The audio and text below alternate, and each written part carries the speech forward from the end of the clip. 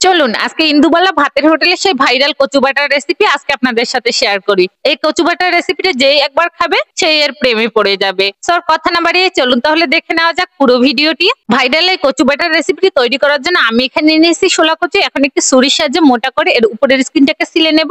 এরপর মাঝখান থেকে কেটে নিয়ে লবণ পানির মধ্যে এই কচুগুলোকে 20 মিনিটের জন্য ভিজিয়ে রেখে দেব।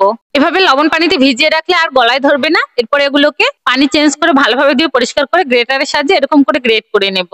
এখন একটি মিক্সির মধ্যে 2 চামচ সরিষা, সামান্য লবণ আর কাঁচা লঙ্কা দিয়ে এগুলোকে ভালোভাবে ব্লেন্ড করে নেব। এরপর এখানে গ্রেট করে রাখা কচু, নারিকেল আর কাঁচা লঙ্কা দিয়ে ভালোভাবে ব্লেন্ড করে নেব। এরপর এগুলোকে একটি বাটির মধ্যে ঢেলে নেব। এখন স্বাদ অনুযায়ী লবণ দিয়ে এগুলোকে আগে ভালোভাবে মিক্সড করে নেব। এরপর কাঁচা সর্ষের তেল দিয়ে এগুলোকে হাতের সাথে ভালোভাবে মেখে নেব। এরপর একটি কাঁচা লঙ্কা ভেঙে উপর থেকে লেবু রস দিয়ে ভালোভাবে মেখে নিলেই কিন্তু ইন্দুবালার ভাতের হোটেলে সেই ভাইরাল কচু বাটার রেসিপিটা একদম রেডি। গরম ভাতের সাথে এই কচু বাটার রেসিপিটা খেতে কিন্তু সত্যি অসাধারণ লাগে। অবশ্যই একবার হলে এই রেসিপিটা আপনারা বাসায় ট্রাই করবেন। আশা করছি রেসিপিটা আপনাদের কাছে অনেক বেশি ভালো লাগবে। যদি আমার রেসিপিটা আপনাদের কাছে ভালো লাগে অবশ্যই আপনার ফ্রেন্ডস এন্ড ফ্যামিলির সাথে রেসিপিটাকে শেয়ার করবেন। আল্লাহ হাফেজ।